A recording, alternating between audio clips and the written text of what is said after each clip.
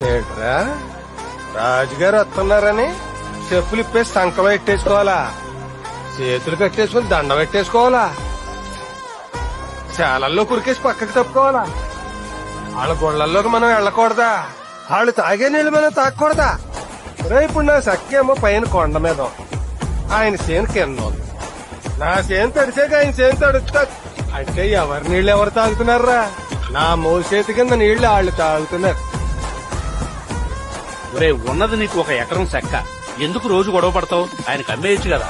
ఒక్క సెక్కైన పొలం పొలమే, పక్క సెక్కిన పులి పులే. వాళ్ళ అమ్మ నమ్మేమని అమ్ముతాడా? పొలం నా తల్లి, నా అమ్మ నేనెందుకు అమ్ముతాను రా?